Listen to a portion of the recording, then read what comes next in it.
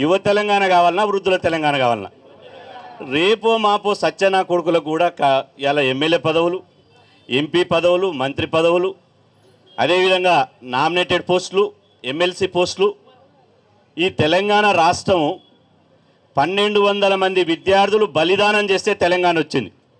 ఏ రాజకీయ నాయకుడు, ఒక్క రాజకీయ నాయకుడు కూడా త్యాగం చేయలే, వాళ్ళ పిల్లలు త్యాగం చేయలే, వాళ్ళ కుటుంబాలు త్యాగం చేయలే.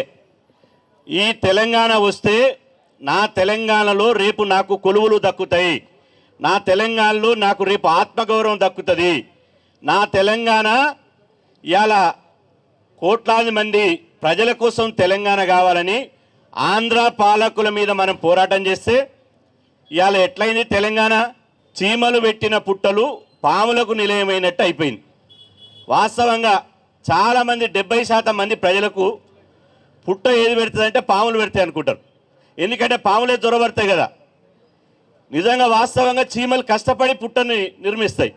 ఆ చీమల్ని తినేసి పాములు దొరబడతాయి. అలా ఇప్పుడు కూడా ఈ రాజకీయ నాయకులంతా మనం త్యాగాలు చేసి ఆత్మ బలిదానాలు చేసి తెలంగాణ రాష్ట్రం సాధిస్తే పాములు లెక్క జొరబడ్డారు.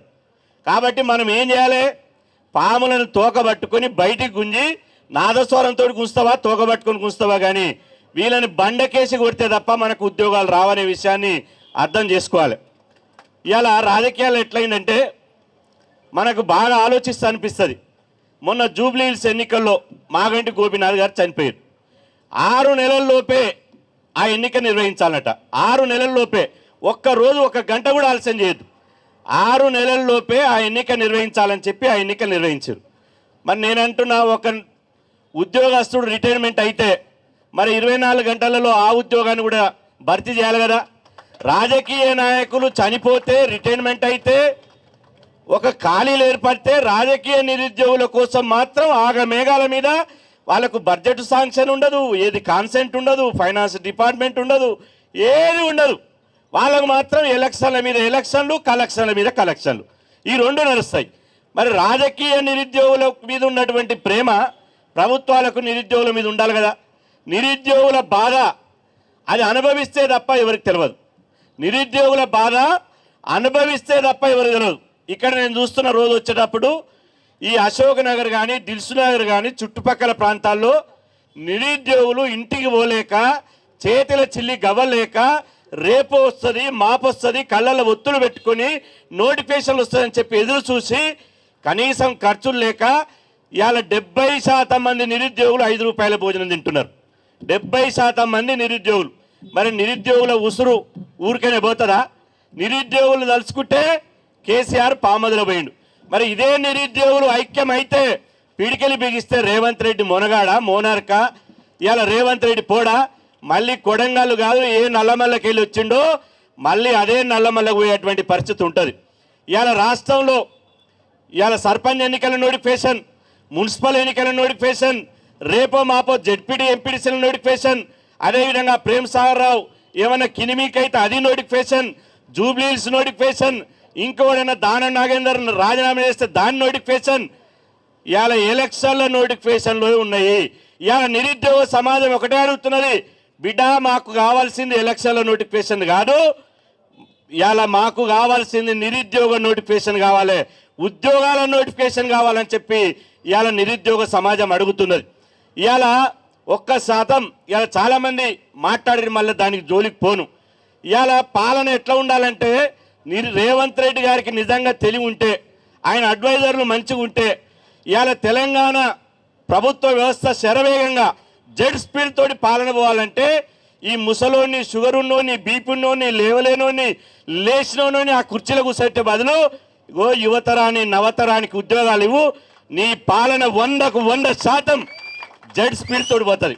జెడ్ స్పీడే కాదు, వాళ్ళకు ఒక్కొక్కరికి ఇప్పుడు ఉద్యోగులకు 2 లక్షలు 3 లక్షలు చేశారు. ఆ తర్వాత ఎక్స్టెన్షన్లు చేసి వాళ్ళకు బ్యాంకులలోనే 2 లక్షలు, మళ్ళీ కిందంగా చేయి దాపితే సుట్ కేసులలో మళ్ళీ ₹1,00,00,000. నేను ఎందుకు చెప్తున్నా, ఇది గాలికి చెప్తలేను. ఈ మధ్యన ఏసీబీ కేసులు జరుగుతున్నాయి, మీరు అందరు చూస్తున్నారు. ఏసీబీ కేసులలో ఎవరికన్నా లక్షలలో ఆదాయం దొరికిందా? కోట్లే, నోట్ల కట్టలు మొత్తం కోట్లే బయటపడుతున్నాయి. మరి ఆ నోట్ల కట్టలు తీసుకున్నటువంటి అవినీతి పరులు కావాలన్నా రేపు వీళ్ళకు ఉద్యోగాలు ఇస్తే నయా పైసా ఆదాయం లేకుండా ఉద్యోగాల జీతం మీదనే బతికి యువ రక్తంతో పాలన ఉంటే రేపు ప్రజలకు నిజాయితీతో కూడినటువంటి పాలన వస్తుంది. ఆ దిశగా ఎందుకు ఆలోచన చేయడం లేదో ఒకసారి ఆలోచన చేయాలి. ఇప్పుడు పార్లమెంట్ నడుస్తుంది. రాహుల్ గాంధీ గారు ఇవాళ ఏదో రాజ్యాంగం పట్టుకొని ఇంకోటి పట్టుకొని మాట్లాడుతుండు.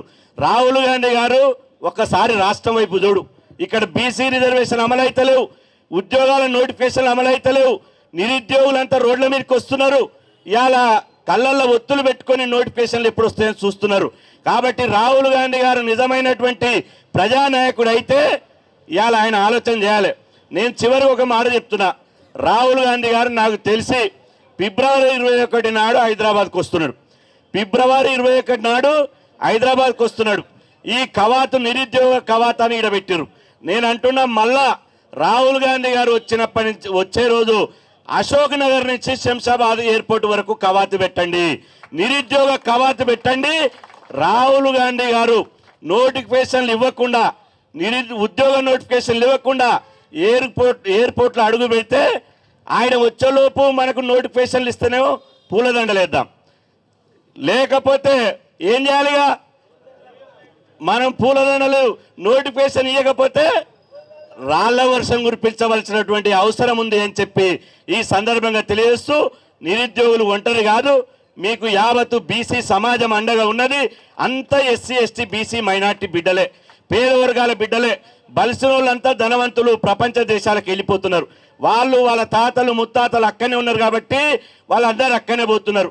మన ఎస్సీ ఎస్టీ బీసీ పేద బిడ్డలే ఇక్కడ ఉన్నారు కాబట్టి మీ గురించి బరాబర్ రేవంత్ రెడ్డి కాదు ఆయన తాతతోటైనా కొట్టడానికి మేము సిద్ధంగా ఉంటామని చెప్పి సందర్భంగా తెలియజేస్తూ ఈ అవకాశం ఇచ్చినటువంటి నిరుద్యోగ సోదరులకు ధన్యవాదాలు తెలియజేసుకుంటూ సెలవు.